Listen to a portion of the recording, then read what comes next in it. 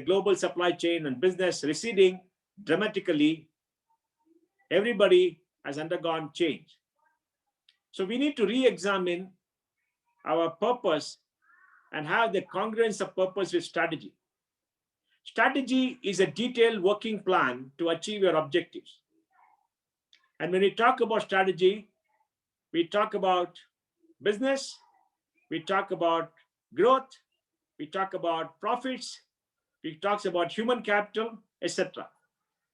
But today, we have to talk about society. And congruence of purpose means we have to re-examine what is the purpose of business. So we got to redefine business. We live in a society and not in a business. That's a very important statement. As we live in a society, we must ask the question, does the business have a positive impact on society? Are we taking more from society than giving? Are we adding to society's wealth and creating good? Are we doing it in an efficient manner? Are we treating our suppliers well, our employees well? Are we giving product and services to people who are our consumers who pay for it of a very high quality value for the money that they pay us? Are we paying our taxes properly? Are we complying with the laws? Are we ensuring that we do not employ child labor?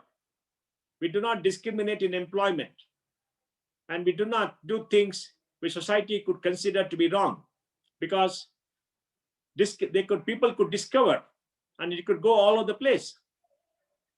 And are we investing enough to meet the challenges of globalization and the challenges of digital revolution? And at the end of the day, are we adding net value to society? Now, these are the questions that we have to ask, and the triple bottom line approach, where we look at our business impact, our people impact, and the environment impact, is becoming extremely important. Because we know that if we do not do all this, our business will be a threat. Society is no longer willing to accept business at all costs. Society will resist.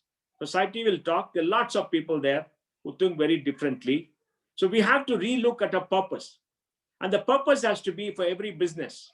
Since we live in a society and not a business, the purpose has to be that every business should have a positive impact on society. And we got to redefine what is society. It means, one, we take resources from society without destroying the environment or damaging the environment. We have to have sustainable environment policies. We have to have zero wastage. And we have to make sure that we recycle what we do. And we have to make sure that our energy consumption comes down. And we have to make sure that wastage in the production process, wastage in whatever we do is down. Our water consumption, all kind of consumption of natural resources has to be just that is required for a business. When Chanakya was asked, how much should be the tax be? And he said the tax should be just like what the bees do. The bees go from flower to pollinate, take their honey, take their, and can create honey. And the bees take the nectar, but the bees do not take the nectar so much that the plant dies. So you must take from each. You must take from the earth just enough for our consumption. Like Gandhiji said, the world has enough for everybody's need, not everybody's greed. But the old ways of using the earth's resources, natural resources, in an extraordinary way is not possible anymore. Because the impact of that is going to impact everybody. If you're a rich country, poor country, you'll impact them. Earlier, the rich countries used to dump everything in the poor countries because they're so far away. Now you can't escape. You can't escape. You're going to get impacted like anybody else, because the planet is one single planet. And we are taking away 1.5 times the planet's ability to replenish itself. And the planet is a living planet. We can't hurt the creatures that inhabit the planet. We can't hunt them to extinction. This planet belongs to everybody, including us. We should take from the planet just enough for our sustenance and not take too much, not destroy it, and leave enough for our children and the future generations so they will enjoy living a good life not taking too much, but taking enough to have a good, healthy life. So I think that is an important priority for everybody.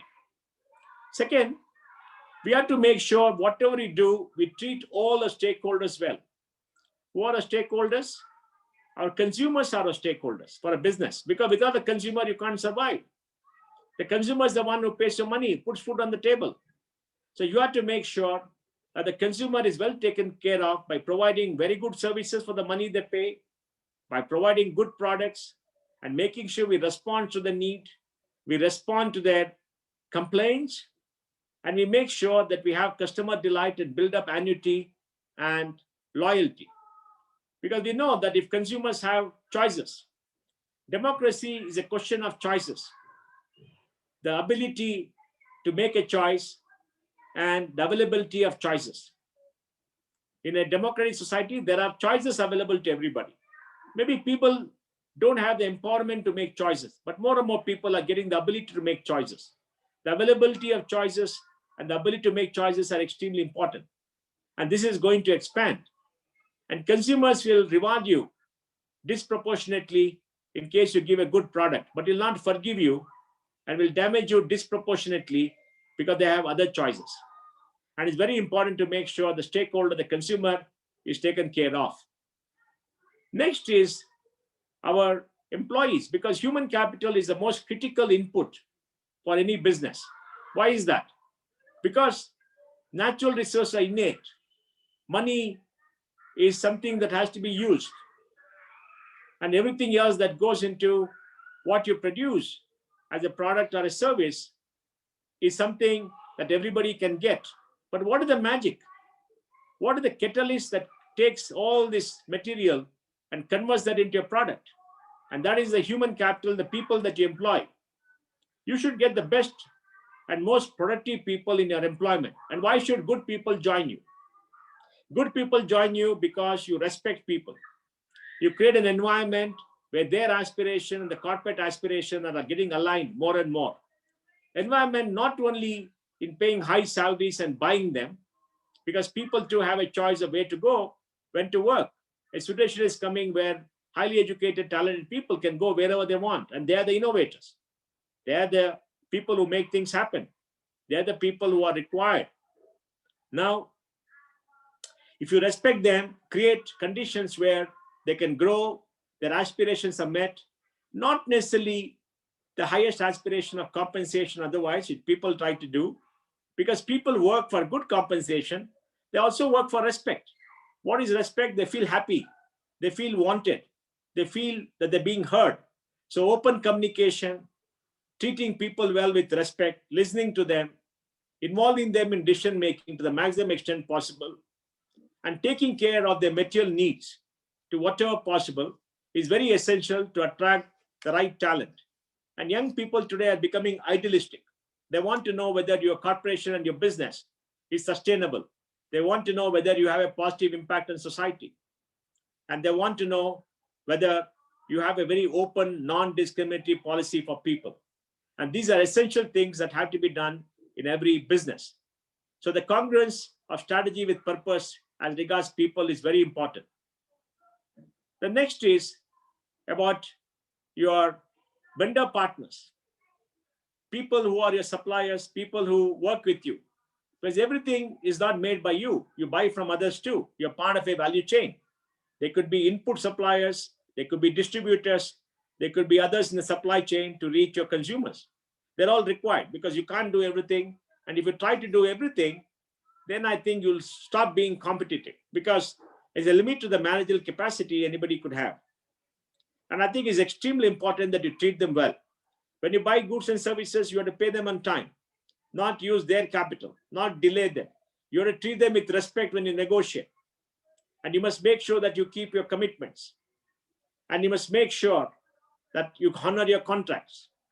And on the other side, after you produce, and when you distribute and sell to distributors and directly or whatever it is, you must make sure that you treat them very well, because they're all part of your business. You can't misuse the money. You can't not pay them. You can't treat them with disrespect. Yes, they may depend on you. They may try to come and cut their prices just to get business, but never take advantage of somebody's weakness. Never take advantage of somebody's weakness, because you have an obligation to them. They too should prosper along with you, because unless everybody prospers, you cannot keep the show going. And then we've spoken about society, we've spoken about consumers, we've spoken about employees, we've spoken about vendor partners, and then government and society. And that means we have to obey the law. Or the law may be onerous, the law may be wrong, but we have to obey the law. And the taxes have to be paid. The taxes may be very high, either on imports or manufacturing or on sales, but we have to pay the taxes, because that is the imports put by society. We can go to our legislators and ask them to reduce. We can lobby. Lobbying is not a bad word. We can do many things, but we can't say we will not pay because unjust, because democracy is all made by the will of the people in parliament. So we have to obey all the laws. We have to have compliance, and we cannot have people within who are not complying with everything that has to be done. And I think this is a very important thing that has to be done by people, because if you don't comply, the law will come after you. And there are enough laws which are onerous to make sure that a business does not become sustainable. And it's important, therefore, compliance and giving society what is its due. And above all this, you need to have a value system, an ethical conduct. You've got to make sure that every person working with you sleeps well at night, safe and happy that they're not broken any law, they're not done anything wrong. And it's a very difficult thing to do for many people, because in doing day-to-day operation, we could be doing certain wrong things, knowingly, unknowingly, but we need to have an ethical conduct, an ethics policy, and a value system, because the value system is what defines good society. A value system based on ethics, a value system based on compassion, a value system based on obeying the law, a value system based on sustainability, a value system based on treating everybody well, non-discriminatory, value system based on protecting people who deserve protection, especially, is extremely, extremely important. And that, I think, is something that you have to follow always. And to do all this, you need leaders. Now, leadership is a very difficult thing. Who is a leader? A leader is one who has got followers. Now, you could be a leader because the event happened and you became a leader. You could be a leader because you're forced into a circumstance to become a leader. You could be a leader because in the hierarchy you worked your way up. But whatever it is, a leader has to carry out his task with the help of people who report to him. He may not have anybody to report to at the top if you're CEO. A leader's job is extremely lonely. And leadership is not an easy job. A leader should have a purpose. A leader should have an objective. A leader should have a strategy to achieve that objective. A leader should have an ability to communicate with people. A leader should have the courage to stand up to tyranny, stand up for the right things, and take the right decision, never do wrong. And a leader should have the humility to listen to people and accept the best idea, and not have the arrogance to believe that the leader alone is intellectual, has all the answers, because nobody has all the answers. We don't know, but our ability to get right answers by listening to people and looking at data and ideating and thinking is very crucial. A leader is a problem solver. And a leader should be a source of inspiration for people. Unless you follow your value system, your ethical conduct in life, you cannot do anything. Because people will not follow you. People may respect you by showing respect, but they will not respect you in their hearts. You have to win the hearts and minds of people if you are going to be a leader. And a leader has the humility to accept failures. There are going to be successes. As a leader, you'll have more success than failure. And you have to make sure that you accept your failures, not blame anybody else. With all failures, stop at you. Success belongs to everybody in the enterprise. And the leader should know, when you come to the fork in the road, which road do you take? In business strategy, in the right way. And leader should develop leaders under him or her. Because the leader is defined by the number of leaders that you can create. Now, if a leader does not create more leaders, leader hires people who are less smarter than the leader, then you're going to be in trouble, because the business will depend too much on you And there'll be a critical risk of one person being a dominating influence. So a leader should be a catalyst. Leader should be a durdashi, a visionary. And the leader should develop leaders. How do you develop leaders? By hiring the best people to work under you, by giving them the respect and the space to grow, by giving them additional responsibility, by making them take up more and more tasks which you are doing, and by not doing too many things yourself, because you could be good. But if you try to do everything yourself, centralized decisions, good people will not stay. And making sure that the sense of purpose in people's lives, that they feel important, they have an impact, and they feel happy.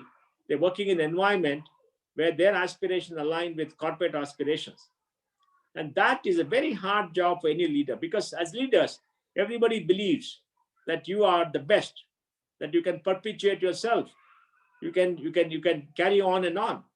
And finally, leadership means you must know when your time is up and you must go walk into the sunset. It's a very, very hard job for a leader. I like a business enterprise where the top person, a CEO, does not have more than 2 terms. Where the first term, part of it you learn, you do very well. And by the middle of the second term, of 5 years each, let us say, you start defending. Because when you are fresh, you are an innovator, you will take risks, you will take many things. Then you taste success. And after you taste success, you start perpetuating the success. And you do not innovate anymore. Innovation stops. You stop protecting the status quo. And once you start protecting the status quo, you become the major impediment to growth. And when innovation cycles have come down to 18 months from 36 months, when innovation happens all the time in society, and you as a leader become the roadblock because you can't accept change, you can't accept innovation, then you become a problem. So a leader should know when to go, because people under you also want to be leaders. And you should be careful that you do not impede their progress, because if you do, they will go away and the business will be hurt. And if you're a leader, you stay on for too long, if you miss 2 or 3 generations of people who joined, who are left, who is left for you? And the business suffers.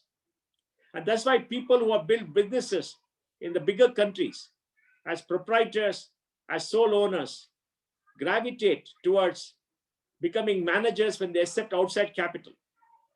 And when they accept outside capital, you have to make sure that you respect everybody and work for them and not for yourself. Then after you become a manager, you start hiring people, then you get involved in governance and you become an investor. And after becoming an investor, later you divest, take your money, and the business goes on with a set of professionals who may not have a stake in the business. And that's why in every business, for purpose, the investor is important. A business requires capital. When a business requires capital, it must have adequate capital. Investors give you capital. The banks give you lending. You can borrow from the capital markets or raise capital from the capital markets. And when you raise money, you know you got to pay it back. A very big industrialist in Bangalore, who's now in London, had a very simple policy about borrowing. He thought all borrowing is revenue. There's no need to pay it back. We know that he got into trouble. So it's very important that when you borrow money, you have to pay it back. And there's a cost for the borrowing. So you must have a financial policy to align your requirements between equity and debt, and make sure don't over leverage, don't take excess risk. And that's why the leader has to ensure all this and take care of investors. And investors can reward you disproportionately if you do very well. I don't know how many of you are listed, because if you're listed, the most important aspect of listing is your price earning, PE. Your PE is very important, because whatever be your EPS, and everybody can earn EPS, your true value is the PE. And what is the PE? A PE is an act of faith. A PE is an instrument of faith and confidence in you. And the faith and confidence comes because people believe that you are ethical, you will take care of all stakeholders, your interests are aligned to the growth of the corporation and the welfare of everybody, including investors. And you'll allocate the profits between various set of stakeholders equitably. Not give too much to investors, in which case the employees will not get anything. Not give too much to employees, in which case the investors will not get anything. And the investors will reward you. And if investors reward you, you get access to more capital, which can be a competitive advantage. So if you take money from investors, you act as a trustee of investors. The money is not yours. So many people have taken money from investors and feel that they still own a majority stake in the corporation and therefore is a personal property. Once I was in a FICCI seminar in a national committee in Bombay, when they were discussing the SEBI rule of majority or the minority wherever the controlling shareholder interests are controlled. Many people are upset. Many industries are upset. They're all saying, this company belongs to us. We have 60%. We have 70%. How can you question us? How can you have majority of the minority when it comes to a merger with a related party or related party transaction? How can you do that? And I was part of the SEBI committee that brought the rule. I was sitting quietly when the president called me and said, Mohan, why didn't you talk? I said, I heard all of you. And let me say this. The moment you take 1 rupee of investors' money, you are a trustee for everybody. You cease being a owner. You could be called a owner if you own 100%, don't owe money to anybody. Everything is yours. Even then, you are a trustee for society. But if you take 1 rupee of public money, you become a trustee for everybody. You're no longer the owner, but a trustee, and you got to work for everybody, including yourself. You may own 99%, but doesn't mean that you own the full corporation. You got to work for the 1%. You can't oppress the 1%. And we find many traditional industries thinking, this company belongs to me. I am the company. And that is a very feudal attitude. It does not work. So the leader has to make sure in business that you take care of investors too. I spoke about investors in the end because I wanted to make sure that we get everything first. We cannot be only investor focused. We got to be focused on all stakeholders, and the investors are a part of the stakeholders too. And the leader has to do all this. And the leader has to know when to press the exit button and go away. And like I said, you can remove, you can stay on the board, you can be in governance, but someday you have to hand over charge. And this transfer of power is very, very difficult, very, very crucial. It's difficult because we as human beings, we want to remain in power forever and ever. We've seen chairmen of many companies remain as chairman, irrespective of age. That's why government brought in the age limit to be on the board or to be a CEO. They go on and on, but they go on and on, they destroy the careers of others, good people, and they all leave. And if you stay too long, we know what happens to the corporation. And that's why you must know when to go, what to do, etc. And leadership is extremely crucial in having Congruence of Purpose.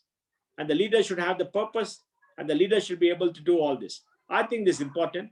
And this is what I think is very, very crucial, because leadership is what brings everything together, matches the purpose with strategy, with objective, and inspires people in the corporation. And leadership does not come easily.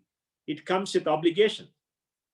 It comes with great reward. It's true, but it comes with obligation. It comes with duties. So I will stop here. And I do think that if you have any questions, we can talk. But the message that I want to give is there needs to be a purpose for everything. And the purpose has to be broad enough to take care of all stakeholders, including society. You live in a society and not a business. And now the purpose is going to become more and more important, and society needs are going to become more important. And your sustainability depends on how well you enhance the ability of society to renew itself and the ability of all people to think that you are the champion. Thank you very much.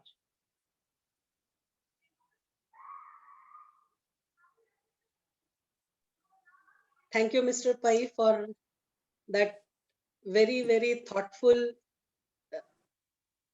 speech. And I am sure that all of us who are listening to you are understanding the spectrum of the talk that you have given, starting with the environment, which is, I think, the first priority, and coming to the investor, and also not leaving the government and the law and the society. So thank you very much for this very wonderful talk. And I will request the participants to unmute themselves, and they can ask questions one by one. They can raise hands so that we can have some of the questions.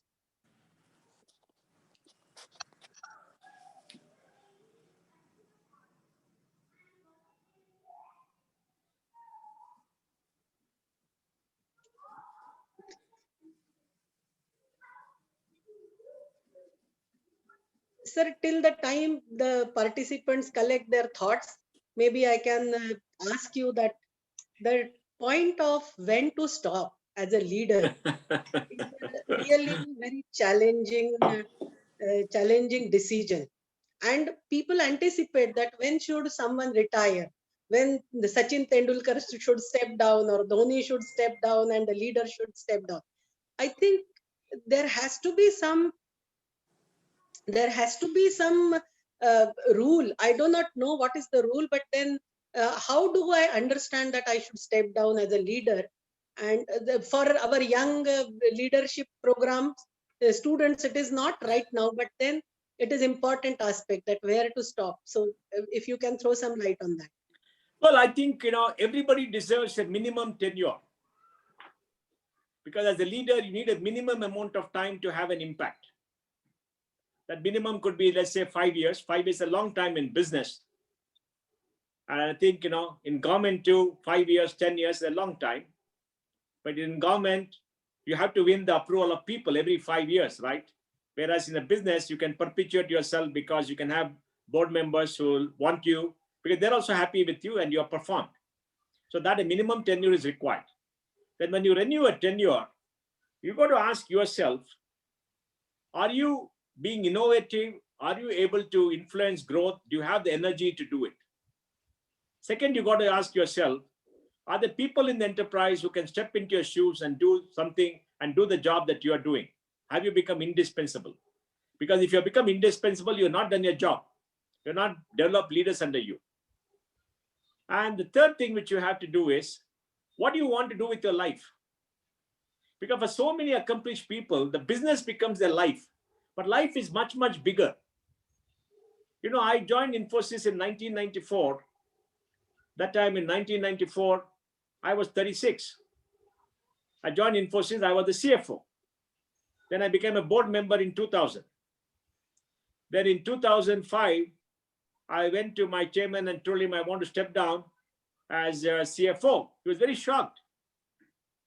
He was very, very shocked. He said, you're just 47. You're on top of the world. You're the best CFO in India. You've done so well. Why do you want to step down? I said, look, I spent 11 years as CFO. I think others should get a chance in the sun. 11 is a long period of time. We grew from $100 million to $6.5 billion during that time. So it's a very long period of time. And I want my other people who are very good to have the day. Then he told me, why don't you become finance director and have a new CFO report to you? I said, I can't change my position and have somebody report to me and not give him the autonomy. I said, I should step down. Maybe I should leave the corporation and go away, do something else. It took me 1 year to convince them. And then they said, why don't you do HR? And that's how I became a board member and started handling HR. And I must tell you this story. In my first meeting with the HR team, they came and asked me, can we trust you? I mean, they all report to me. They asked me, can we trust you? I said, why do you ask? Then they said, oh, you used to beat us up when we went to ask you for more money, blah, blah, blah. You're a CFO. I told them that, look, I made sure you got your stock option. You all became rich. You all got your thing. You became millionaires. I made sure you got a variable compensation. I made sure we created a loan scheme for you. We done so much. I didn't beat you up. I made sure you had a job and be viable. Then I said, okay, let me tell you something. Till yesterday, as CFO, when you walked into my room, I saw you at the net present value of a future stream of revenues. But today, if you walk into my room, I see you as a human being who requires empathy and support. My attitude has changed. That's why when you change a job, your attitude should change. And I worked till 2011, then I left. And in 2011, when I left, I was 53. So, and I left, and why did I leave? Because I said, I want my life back. I want my life back. I spent 17 years in the corporation, working 7 days a week, traveling all around the world. I didn't spend enough time with my family. I didn't see my boys grow up. I didn't spend time with my friends. The company was my whole life. We struggled, we built the company, we did so many things. But then I said, I want my life back, because what is the purpose of life? Is the purpose of life to do very well successfully as a professional? Is the purpose of life to get more and more money and become very rich and do something else? are the purpose of life to do interesting things, to do where your heart goes, what you want to do, spend time with your family, spend time with your friends, enjoy the experience of living. I think these are the dilemmas that leaders should face. Because when you are a leader of a major corporation, it takes up all your life. It takes up your whole life. It's not easy. It's a 24/7-hour job. You live in a competitive world. So when you ask me the question, when should a person go? Well, they should decide whether they want, when they want the life back, what should they do, whether people below them want the day in the sun, how do you make sure that the corporation continues? All these things should reflect in their mind. It's a very difficult question to answer. I know, I can understand. There are a lot of questions which are popping up in the chat box. I will request Pramod Solanki to unmute himself and ask the question. Thank you, madam, for this opportunity, and good evening to you, sir. It's nice to hear you face to face after hearing you in a lot of TV debates number of times. So the way you have placed how leadership of an organization needs to bring congruence and protect interest of all the stakeholders is something, out of this world. And I wish more and more leaders think like that. While there are punitive measures for those who deviate significantly, you obliquely mentioned a few, but do you think we have enough to celebrate and incentivize those who try to do a good job of it? My hunch is that a few awards here and there, I mean, it's patchy and it's sketchy. If there is proper recognition of those who try to do even some of the things that you have articulated, I think it will create a pull for more and more corporate leaders to, try and prove themselves. And they should have a kind of, and their own values are important, but, we're all human beings. And if we invest something, we say, what is in it for us? So I think, your thoughts will be very useful. My view is very different. My personal view is, what is the most important thing for a human being? The respect of society. The respect of your parents, the respect of your children, the respect of your spouse, the respect of your friends, the respect of everybody. And whom do we respect? We respect a good human being.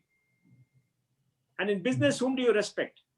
We respect a good person who has added value to everybody and done it ethically and everything else. Now, you may not get the greatest compensation. I know Mr. Radish Kumar, the former chairman of SBI. He was in SBI for 3.5 years. He spent 35 years with SBI. He retired. He was not paid well. His pay was less than a junior manager in a private company. He was running the biggest bank in India with a balance sheet size of 45 lakhs. But he's respected. Why is he respected? He led a great institution. And he knows that he has society's respect. Does his bank balance be as big as somebody else, Many people who are got a lot of money? No. But he has got the respect. I think, the most important thing for all of us as human beings, we have to live with our conscience. We have to live with our conscience. We have to answer our conscience, not our purse. I know it's very difficult for me to make this statement, because if you don't have enough money in the bank at the end of it, you're not going to have a comfortable life. It's very, very difficult. Very, very difficult. And I think, it's not an easy question to answer. But for me and for everybody else, the most important thing is respect of society. And if you're a good leader, society will respect you. You may not get all the awards. People may not do that, but people respect you. And I think that's the only thing that we should possibly, be happy with. Because you may get all the awards. Remember, some of the people who got all the awards, where are they? Correct? The CFO of Enron got an award for the best CFO in America. Where is he? Correct? So I think this living with your own conscience, having the respect of society, because I had many debates with Narayan Murthy on this. And he told me this, the most important thing in life is the society respect you. That's why he said, we must be the most respected corporation. We may not be the biggest. We may not be the most valuable. We may not be the most profitable, but we should be the most respected organization. An organization, every parent will tell the children, go join that organization, work for them. And when you go there, people will respect you. People will like you. People look up to you and say, oh, you work in that company. Now that is difficult to explain. But remember, we all come from the educated middle class. If I was born in a traditional business family, I would be very different. I don't know, correct? Because, the middle class values, what are the middle class values? What do we want? We want a clean conscience. We want to sleep easy at night. We don't want to break a law. We don't want to do papa. We want only punya. That's what our forefathers told us, our parents told us. You must only do punya. You must be compassionate. You must help everybody. So we live by our standards. And if you're a corporate leader, you live by your standards. That's why this is very important. That's why congruence with purpose is very important. And the purpose is what? To have a clean conscience and make sure that after life work is done, after life's work is done, you can look back. I may not have money in the bank, but I've done my duty to my country. I've done my duty to society, to my family. I'm happy. That's all is it. What else is there? Remember, Pramodji, we are born alone and we go alone. In the Mahabharata, what happens in the end? Yudhishthira and everybody else, they all go to the Himalayas on their own. They fall one by one by one. They were the greatest soldiers, the greatest people, the richest people in the land. At the end of it, they all go alone. They fall alone, and that is it. That's the end of it. Who remembers anything? It's all gone, right? I'm sorry, I'm talking like this, but no, that's the reality. That's my conclusion. I take that point, sir. It's all about your values. Thank you so much. Thank you so much. Yeah. Sir, Thank you. Yeah. May I ask a question? Yeah. Sir, thank you very much, first of all, to accept to speak on this topic. It was such a delight to hear you. This was something very different from what we have been hearing from you all along. And I'm so happy that we have discovered now one more domain where we can continue asking you to speak again in future also. I have a dilemma, when you talk about, conscience, when you talk about respect over money, we all know and we all understand it. And some of us are fortunate to be able to practice it also. But as a successful leader, as I said, in corporate, startups, academics, and also in the institutions where you have influenced the public policy, how do we institutionalize this understanding of congruence of purpose? Because ultimately that is what is going to make a change at a big level. How do we do that, sir? What is your vision towards that? By educating young people who are the heroes of our family, heroes of our society. Because we all follow mentors and heroes. Our heroes cannot be the richest man in the country. Our heroes cannot be the biggest politician in the country. Just because they happen to be the richest man and the richest politician. I got nothing against them. I admire people who are done very well. But our heroes should be people who have come to that level with a certain value system and helping society. That's my judgment. If the richest man in the country has helped society and he has done a lot for society, I respect him. I don't respect him just because the richest man. I respect him for the qualities of his heart and mind. The most powerful person in the country, I respect him for his qualities of heart and mind, not because he's the most powerful person, correct? I think it's very important for us to understand the values of respect, because power is transitionary. Power is transitionary. It goes away, but respect remains. Why do we talk about the Mahatma Gandhi?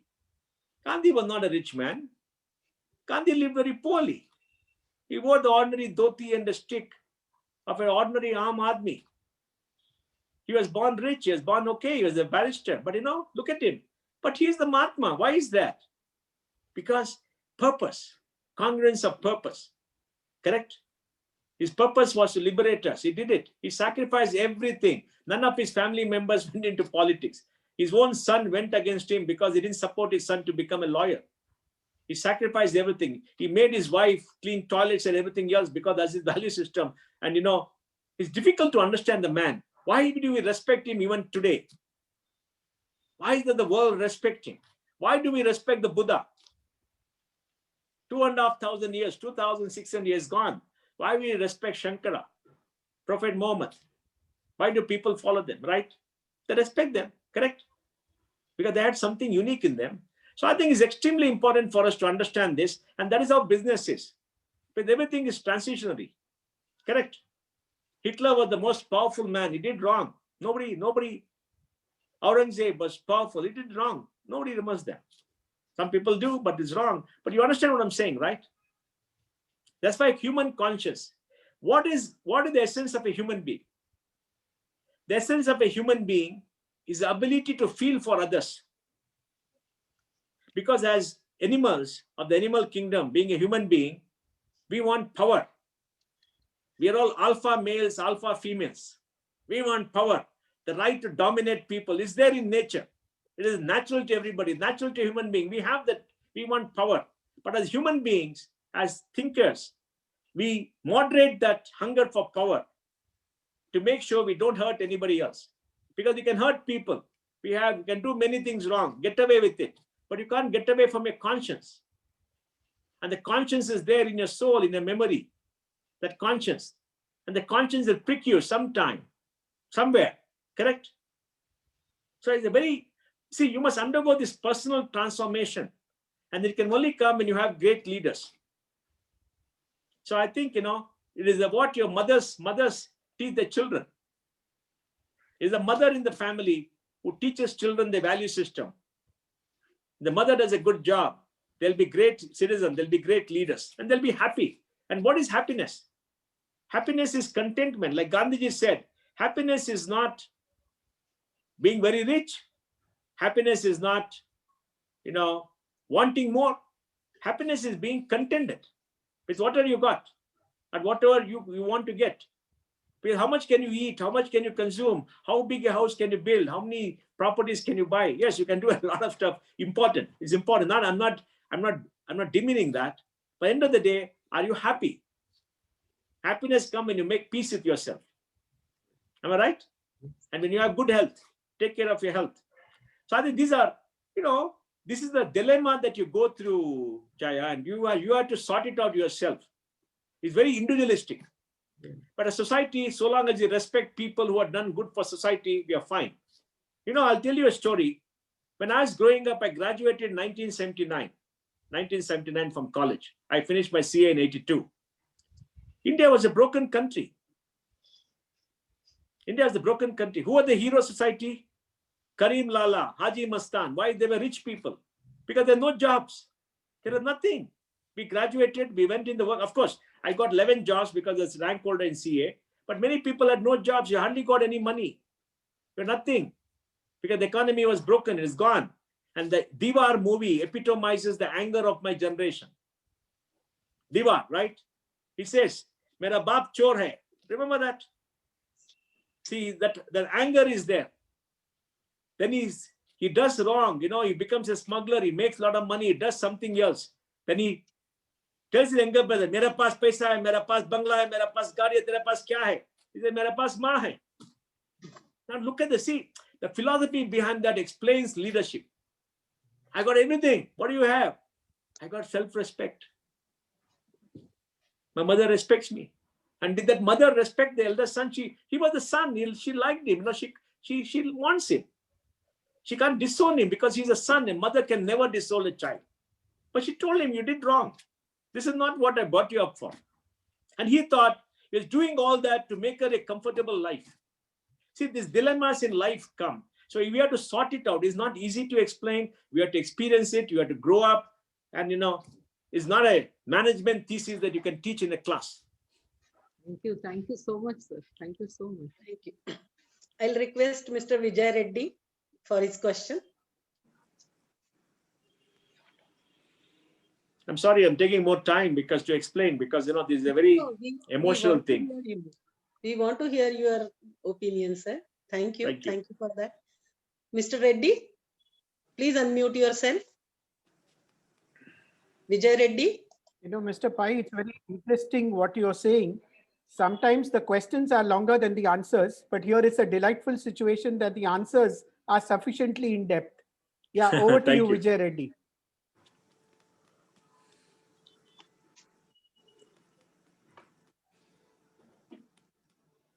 Can you unmute? I think I have this question. I know he is there. How do you suggest the role of investors in making management and the company successful? And I believe this can vary from public limited company, closely held company with PE investor and the lenders. Well, I think investors should demand good performance, whatever is good performance, ethical conduct. And investors should demand good governance, because your investment is risk if you don't do all that. And today society will not accept somebody with bad governance. Society will not give value, and the society will not accept somebody with no value system, because you don't know. You could do wrong, you could cheat the government, make a lot of money, but you don't know how long it's going to last. Correct? After all, an investor is a residual claimant. He's not the first claimant, the residual claimant, right?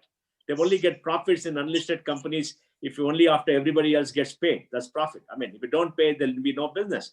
And in a listed company, what matters the PE, the price earning. And the price earning depends upon, EPS and the trust that people have, right? And the trust comes only because people believe in you. Investment is an act of faith. Investment is an act of faith. Because why? You're buying it at market price, and you hope the company will do well. And company could do well. It's not a question of fundamentals, it's a question of how you believe the future will be. Because the market prices almost to perfection. We read all that, right? So I think, these are the things that investors should keep in mind. And they keep in mind. Yes, Mr. Pai, Reddy. I'm back. Vijay here, Okay. Vijay Reddy. I think you are answering my question to an extent. See, as you rightly called out, the role a promoter or the management has to play, the role what investors have to play, I think it can vary based on a public limited company versus a closed.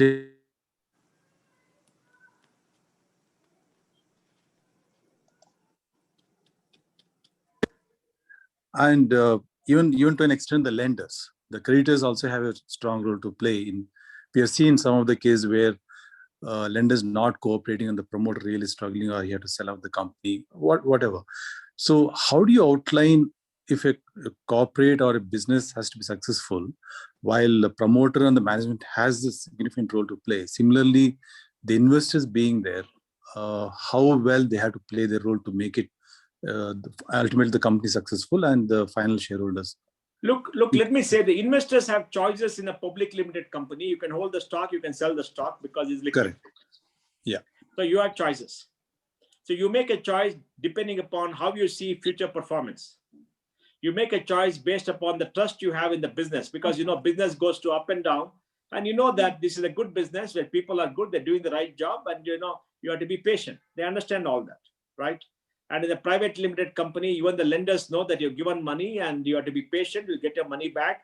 Business could go through up and down, and you got to stand by them. You got to build a relationship. So what should business do? The most important thing is investor relations. You got to communicate. You have to disclose. You have to be honest. You have to talk to them and say, this is what we have done. This is what we could do. This we can't do. They must have trust and confidence in you. It's a two-way communication. In a listed company, two-way communication. In a private company, two-way communication. And when you take money from a bank or some lender, you got to demonstrate that using the money for the purpose you're taken, you're striving to pay and repay everything else, and you deserve the trust that given by giving you money. And if you do that, even when you are in when a business goes down, when business is not doing well, they'll support you. They'll support you because even lenders want a long relationship, right? Investors want a long relationship, because there's something called reinvestment risk. Remember that, right? There's something called reinvestment risk. I used to go to institutions and tell them, why are you still investing in Infosys? Because the stock has not gone up for the last 2-3 years. I said, Mohan, we had made a lot of money. Now, if you sell where do we go? Where do we put money? There's no other alternative, very less alternative, the same high quality. We know that we're going to make money over a period of time. It's okay. So what is it? They trusted you, right? I remember in 2002, I think 2002 or 3, we went and told the market that there is fog on the windscreen. We're growing at 100% a year. Then we had the NASDAQ crash and the dot-com bubble bust and everything else. I don't know whether many of you know about that. And, the stock fell 40% in 2 days. And we are devastated because we thought, don't people trust us? Then I had a call from overseas investors on the 3rd day. They said, Mohan, how is the business? The business is good. Will the business do well? Yes, we are all working hard to do well. And that's it. They trusted us. Somebody bought the stock. It doubled in 6 months. So what is the important thing? You have to earn the trust of investors and keep the trust of investors. You have to communicate. You have to disclose. You have to be honest. And that is it. And it's other way too. Investors too have to, get information. They have to make right judgment. Thank you. Thank you, sir. I will request Vivek Shukla to ask his question. Hello, sir.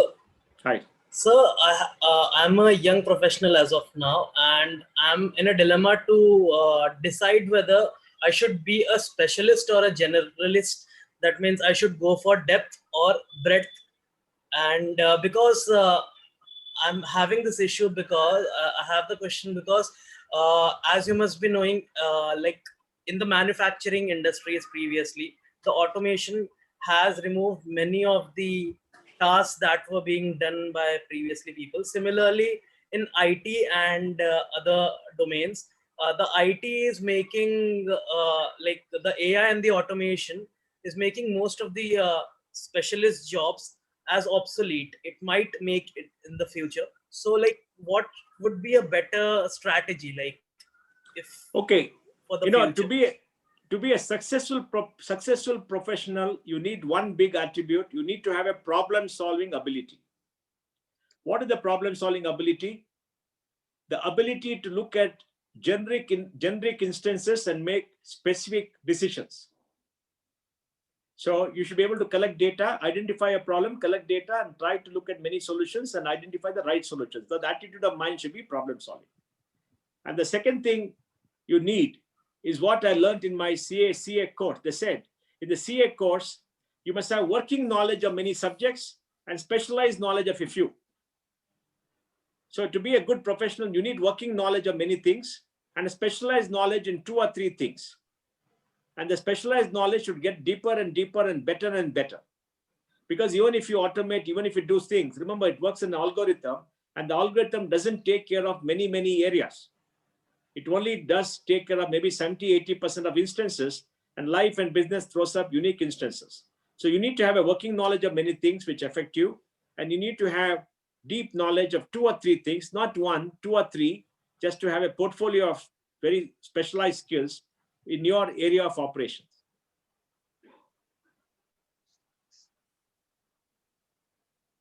Thank you. I'll request Aditya Mahajan to present his question.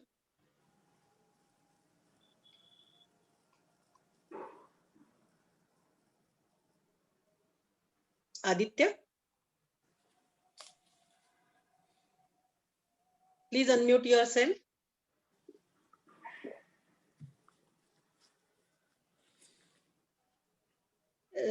Can I request Mr. Shankar to unmute and ask his question? Mr. Pai, I have a question. You know, sometimes in spite of your best ability and good management skill, because of the business environment, you know, sometimes you get into major financial problems. And let us assume that you have taken a lot of loan. So does it make you unethical? So, you know the case when somebody committed suicide in Karnataka, somebody fled the country.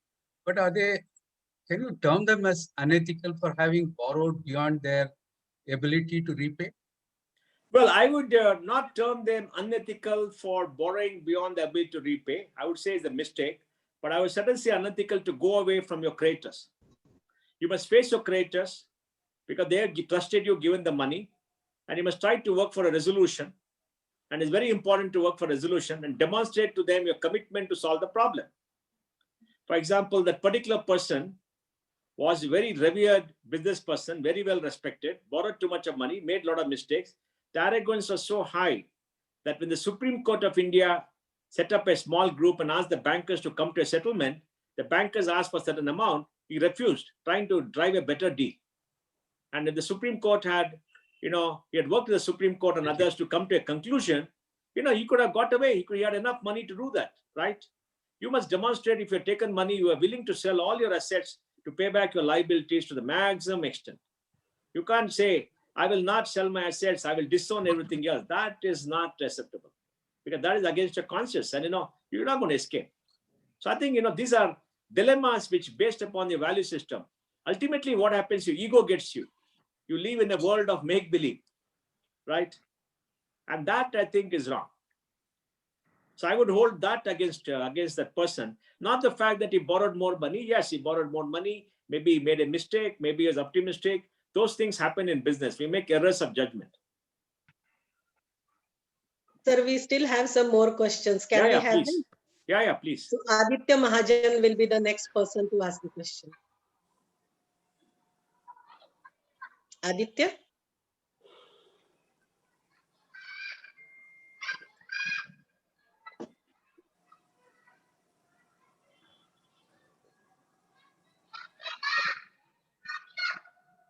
ऋषि जी आप पूछिए.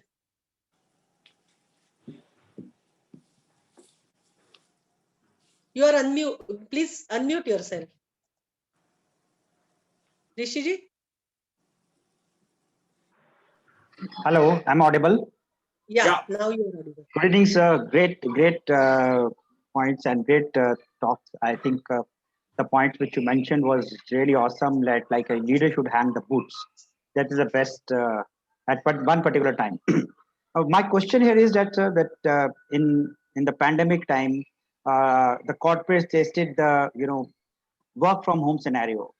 Globally and in IT industry, it was a norm. Working from home was a common culture, but in other corporates, it was not. In the post-pandemic state, what do you think will be the work for the future? The balance between work from home versus the office. Now that the corporates have seen that work from home is possible and they will like to cut costs on the infrastructures kind of thing. Well, I think the work will be a mix of work from home and work in office, because all corporates know that everybody doesn't have to come to office, and the costs of coming to office are very high. And people who work also know the cost of commute, the cost of stress and all that thing is too high. You become less productive, right? So there's going to be a combination of work from home and work from office. Whether it's going to be 30-40% work from home or 50% work from home will depend upon the specific kind of work and specific work that is being done. But very, very curiously, in the IT industry and other industries, when the pandemic came, young people at the bottom of the pyramid who was just started their careers are very happy they don't have to go to office, that they work from home. For a period of time, they're the ones who said, I want to go to office. Why?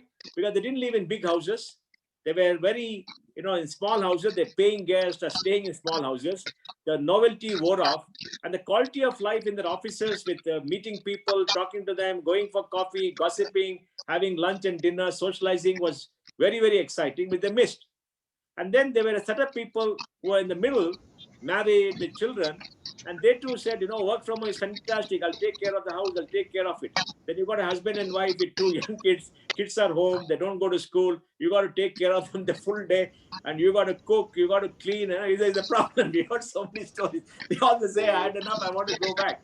Then the people who did not want to work from home were the big managers, 45 and above, right? They didn't want it because for them, control was important. They want to see all the people in front of them. They want to work with them. They want to call them for meetings, etc. That control and the power was very important. And when they work from home, they all realized that work from home was fantastic because they don't have to commute. They don't have to spend time. They can have all the meetings they want. They can do everything else. And the stress levels were low and they were happy. And to add to it, they stayed in bigger houses.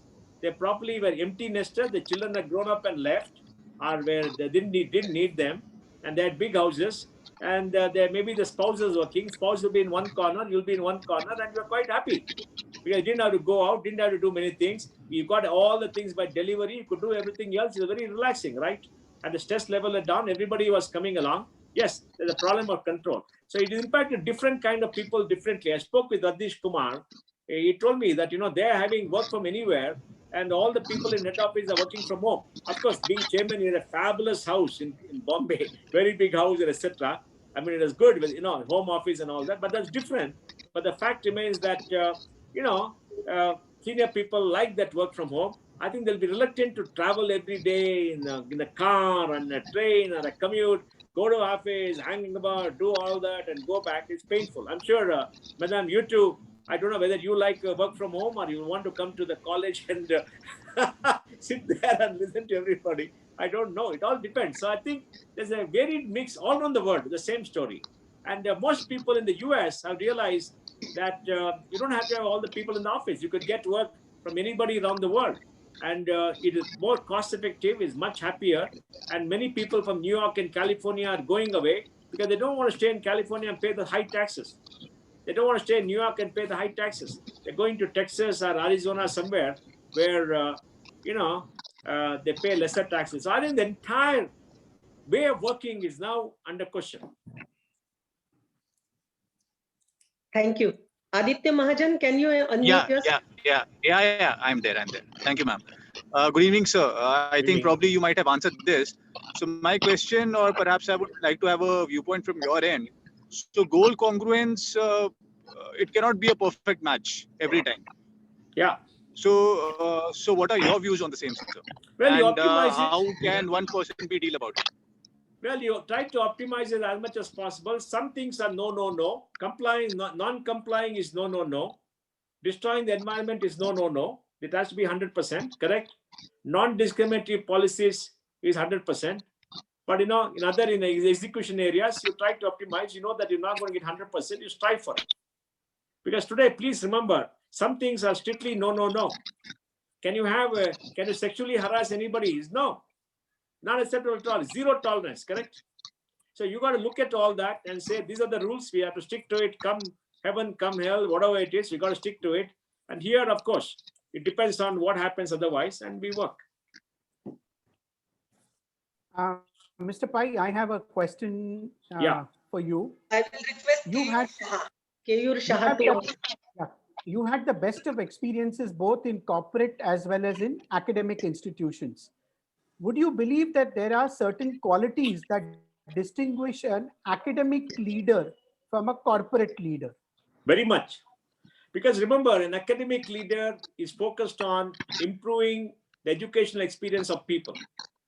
They deal with academics who have a different perspective in life. Academics want to be involved.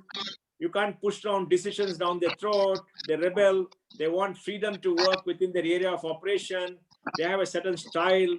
They're very individualistic. They're not mechanical. And they want a relationship with the students, right? So there is much more complex. Running an academic institution is, if you want to run it well, is much more complex than running a business, where in a business, people respect authority. In academic institutions, most good people respect people, but not authority. You can't push things down. Whereas, in a corporation, maybe people will obey you because you happen to be the boss. You can sign their increment, the promotions. Whereas in academic institutions, it's very collegial. The culture is much more collegial. So I think it's a very different thing. And I come from, business. So it's very difficult to push the pace in academics. Academicians and others go at their own pace. It takes time to change, time to do new things, but you have to be patient. Sure, noted. Last two questions, sir. Yeah. Keyur Shah, you can ask your question. Yes. Hi, sir. Hi. So you, in your corporate experience, you got it right with the people that you worked with. You got the brand right, making it reliable with your customers, etc. And keeping in mind the environmental sustainability that is happening in today's time. What else could one do? Like, let's say that was the case when Infosys or any company as such started growing. And what could be next for younger businesses? Well, I think, when we were building Infosys, things were very different. The norms are not so tight, not well known.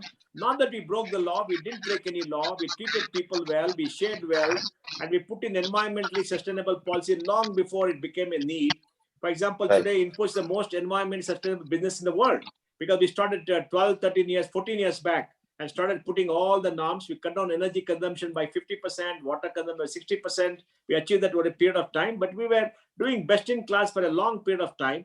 We created great work conditions and campuses for people when nobody had dreamt of that. We did so many things ahead because we want to be a leader. Because being a leader means you do all the things ahead of need, ahead of what everybody else. You lead, you show people the way. And that is extremely tough because what Narayana Murthy told us is, we will not be the biggest, we have to be the best. So we had this passion every single day. We have to be the best. We have to do everything in all areas. We have to do well. in our technology, in our treatment of people, in our stock option, in our finances, in our campuses, in our corporate governance, everything we had to be the leaders. And we did so many things to lead in this country, right? We had to be the best. With a burning passion within everybody in the leadership team that you had to be the best and be competent. So I think, see, you need a burning passion to succeed. You must have the energy and the passion. I want to be the best. I want to do this. I want to do this. And you must create an environment where you can do that. Because if there are people who want to do good things, better things, set standards. You got to set standards. And standard setting can be for yourself, for your team, and for your corporation. And to set standards, you got to talk about what you want to do. For example, I was the CFO from 94, right? And in 95, we produced an annual report which was sold in the black market in Mumbai. Nobody had made the quality of disclosure. Nobody had made the quality of disclosure. And, then after that, in 96, we gave our, accounts in the gap of 7 countries, including US gap. We said we listed on the NASDAQ in 1977 in a small company. Nobody thought of listing on the NASDAQ. We listed on the NASDAQ in 99. So we've done so many things ahead of need. We had quarterly reporting. We had independent directors. We had a lead independent director. And, we articulated a financial policy for the country. We did so many things, but nobody told us to do that. We did it because we wanted to set standards. But that's what will make you succeed. You must have that abiding passion in you. Nobody can put the passion in you. You can't learn it in a management college. It has to come from within you. It's got to come from within you. Your faculty can point out, show you case studies why people work. But the passion and the desire to do well, the desire to reach your potential, the desire to succeed has to be within you. Only that will make you a much better person. Right. Thank you. Yeah. I will request RSR Murthy sir to ask the last question, I suppose. Okay. Good evening, Mr. Pai. It's a pleasure to be interacting with you. It's an honor. Sir, you are a role model for many. And of course, you have already narrated your own passion at doing many things. I also come from a similar background as you. I'm also a chartered accountant. And I have left my corporate career with the sole motive of getting into teaching, executive coaching, all those things which basically, are intended to help those younger to me. Now, the question I have for you, sir, is that it's my observation that perhaps less than 1% of the people, it is said, really invest in themselves.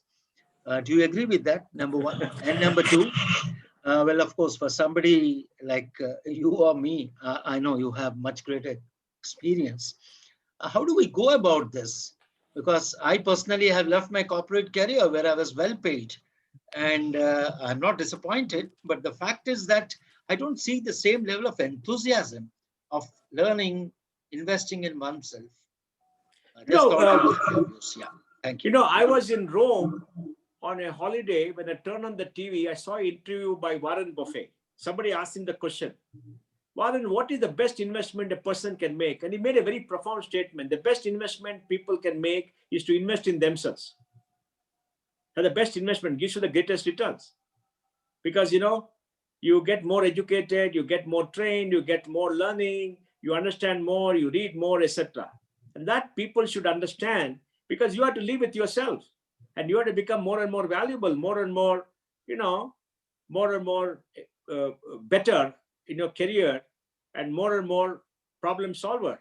And that can come only when you get the skills, you acquire the knowledge, etc. There has to be a continuous effect. Yes, you're right. Not many people understand that because they don't try to rationalize. They don't live in competitive circumstances, and they have an easy attitude to life. That's okay.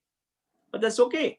One thing you must never do is make a value judgment for somebody else. It's okay. What we can do as leaders is to inspire people. Inspire people by our conduct, inspire people by our talk, by experiences, and sharing with them, so they also get inspired. Can you force them to be passionate? Can you force them? You can't. But you can create circumstances where they can be. You can give them the space to grow. You can talk to them about why they should invest in themselves. Maybe 1% do it or 2% does it on their own. I don't know the percentage, maybe you have better experience. But what happens is, if you're able to influence that 1% to 5%, 10%, you can, I'd say that you achieved a lot. But at the end of the day, I commend you for what you're doing and say, you will be joyful because you're living your dream. You know, each of us has to live our dream. All of us have dreams. And the dream could be, I'll build a corporate career, I'll live it, then I will train people, I'll be an executive coach, I will inspire people. That's your dream. And the dream is going to take some time to achieve. We should not be, we should not be pessimistic. We should not fall apart. The dream takes time. When we started Akshaya Patra in 2000, we just had a small ambition to feed 1,500 children. We did it. Then we raised money. We did so many else. We didn't have a corpus. Went to 25,000, 50,000, 100,000, 500,000. Then said 5 million. We don't have a corpus here now. We collect money. We do it. We got 55 kitchens. They do so many things. But we had a dream. And what is the dream? The dream was no child should be deprived of education for want of means. No child should be deprived of education for want of means. It is a big dream. And we knew in a whole lifetime, we may not be able to achieve that. But we knew that every day of our life, we can achieve more and more of that. We can come closer to the goal.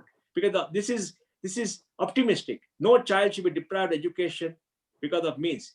Can you achieve 100%? We knew we can't do it. But we knew that you need to have the dream. Because if you have a large dream, the dream drives you every single day, gives you new energy, gives you passion. You wake up in the morning and you work very hard. And then you're happy that you impacted one more life, one more child. So that gives you new energy and new life, right?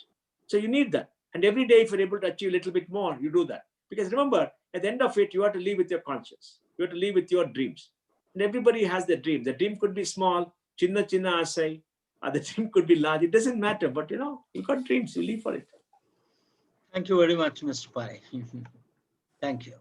Thank you, Mr. Pai. I will request Chaya madam to just conclude with her comments, and I think she has one more question also. Yeah, Madam Chaya. Thank you, Kavita. Time is running out, but I just could not hold myself because I think everyone is going to benefit a lot, including myself. Sir, you did talk about two leadership positions. They require different competencies, and therefore, they prepare you as a leader in a different position. Now, you seem to have had your leadership journey through almost every domain, which I expressed while introduced you. I want to know how your corporate leadership journey enhanced your academic leadership journey. Then your academic leadership journey, how did it enhance your public policy leadership journey? Then how did it enhance your startup journey? I just want to hear that. And then I hope everybody also finds that very useful and inspiring. Thank you, sir. Well, I was born to ordinary middle-class people. My father was an orphan when he was young. He grew up in Anant Ashram. He came to Mumbai. He worked as a badli in the mill. He was waiting on tables. He worked very hard. Then he came to Bangalore. He got a good job. My mother grew up in Coorg. They're very, very poor. They had no food on the table for many times. But she struggled, and she was first in SLC in Coorg district. And she got a job. Then she got married. And they were in Bangalore. And we were reasonably well off. My father had a car. We could go to school. My mother was a school teacher. She walked to school for 30 years every single day to save the bus fare for education. We didn't need that, but she did it. She's an extraordinary person. She's still there. She's quite old now. My father passed away. So they were good people who taught us the value of education. And my mother gave me a library card and told me to go and read. She used to look after our homework, and she told us you have to be first in class. You have to get 100 out of 100 in mathematics. There's no other option. So we had this passion to excel, passion to do well. We grew up. I went to the library, read a lot of books every single day, played in the fields and everything else. We played, and because there's no TV, nothing like that those days. It was a very simple life. We had enough food, enough things, but we need no luxury. We never knew what is luxury. And we grew up. So I went to college, and in college I did very well. I got a rank in my university. We had a fantastic batch. And there we always used to argue and fight with our lecturers. Our lecturers are very good people. They told us, you want to stay in class, you stay in class, or you go out. They gave us attendance. We stayed in class, we still got a rank. Then I did my CA. I was a rebel. My first principal threw me out after half the time because he said, you are a rebel. And then I went somewhere else. I still studied. I still got the rank. And then I said, I'll not work for anybody. I'll start practice. I started practice. And because, I earned very little for the first few years, only 5 rupees a month. I had to ask for money for petrol for my SD. And then I studied law and did my CA together. And, those were dreams those days. We could all do it. We were very simple dreams. And then after practice, a friend of mine told me to run a company. So I joined as the executive director of a leasing company. I ran that company. Then after some time, when the company was there, I used to work with the Hire Purchase Association. I had to write policy for them. in my institute, I used to give lectures, talk on accounting standards, do that because I had a passion. And by then I'd collected about 3,000 annual reports. From the age of 15, I was collecting annual reports, reading them because my father was an investor. And by 24, I had 3,000 annual reports, overseas report, read every one of them. We used to go to shareholders meeting and question them and, ask them. We used to get a kick out of that. And many of the companies, were scared that we are going to come. Of course, we are not, people who blackmail them or something like that. We just had a thrill of asking questions and they couldn't answer them. We felt happy. Well, we knew better than them. Young people have that kind of thrill. And then after that, of course, the company, which was the family company, they treated me very shabbily. And, they were the family company, they had a family fight. And then I'd got to the Infosys, I'd invested in Infosys from the company. Then I went to the analyst meeting, I asked questions. Then I went to the other analyst meeting in Mumbai in 93, asked questions. Then Narayan Murthy said, Nandan, to call me and said, why didn't you come and answer the question yourself? Join us. I met them and said, I will not join as a employee, only as a consultant. I worked for 6 months as a consultant. We did the first annual report in 94. It was very good. And then one day he came to my room and said, you must join. I've spoken to Nandan, you join. So I joined. I became CFO, but he gave me a lot of space. I was a rebel. I used to question him. I was the only one who could talk back to him. He is a brilliant man, unbelievably brilliant man, one of India's greatest entrepreneurs, a true Bharat Ratna. And I think India, after independence, had 4 great entrepreneurs: J.R.D. Tata, Dhirubhai Ambani, Narayan Murthy, and Mukesh Ambani. All 4 are unbelievable who changed India. Then, of course, he gave me space. Then I won the Best CFO award for many years. We did so many things in the area of finance. We set standards. Then, of course, stepped on, did HR. And then, then in 99, I felt my life was empty. I got to do something for the society. And then I met Madhu Pandit and started Akshaya Patra. A very different story. I'll tell the story sometime. And then after that, we built up Akshaya Patra. Akshaya Patra gave new meaning to our lives because, we had a sense of purpose. The purpose was much bigger than the corporation, because at a young age, when you reach success, you say, what more should I do? Should I do the same thing year after year after year? Then, of course, at transition, I was very proud I could make way for my successors who worked with me to step into my shoes and not, interact with them, give them space. Then HR, then I said, I want to leave. 2010, I left and I got my life back. When I got a life back, I worked with Ranjan Pai, became chairman of his education service company. I was at Manipal University since 2000. I had a passion for education because in Infosys, so the education department reported to me. At one point, we had 600 computer science professionals to teach computer science in a global university in Mysore. It is the place which produced the largest number of software engineers in the world after China and the United States. They're so big, 35,000 people you should train for 6 months. And then after that, I started working and I started a own fund, Arin Capital. We invested in Baiju is the first company we invested. We gave 9 million and 20 million pre. Now is worth maybe 15 billion. And then we started a fund of funds. We went. Then my son was in Stanford. He came back. We started this 314 Capital. He did it. Now in multiple universities, I worked with government committees, with SEBI, the board of SEBI. I did so many things because I had interest in public policy to help. So it just happened, We just had an interest in helping people and it worked and I'm very happy. Thank you. Thank you, sir. Thank you. It's a very small story. Sorry, I took more time. Okay, but very, very inspiring. Thank you for sharing, sir. No, but the question to ask is, at the end, when you finish your working career, working career can go on. Are you happy? Do you feel that you use all your mental faculties? Yes, to the great extent. That is the happiness. Because, remember, Chaya, you have to live with yourself. You have to live with yourself. You have come alone into the world, you'll go alone, right? You got to live, you got to face your conscience. Everybody is there. You got your siblings, you got your parents, you got your spouse, you got your friends, everybody is there with you. One by one, everybody goes away. Then you are alone, right? You got to live with your conscience. That's my realization. Thank you, sir. Thank you. Thank you, everybody. Thank you, Mr. Pai, for such a wonderful session that we had. In fact, we have almost 2 hours from we started, but every answer and every point that you had made, I think we have are all very fortunate. The participants of LeaderNXT as well as the students of JBIMS have immensely benefited by this interaction with you. And the questions, the answers that you have given, the elaborate answers, I think that gave us a lot of understanding about the thinking and about the way you have taken the life and help the society. Thank you so much for spending time with us. We are really honored to have you for our LeaderNXT program.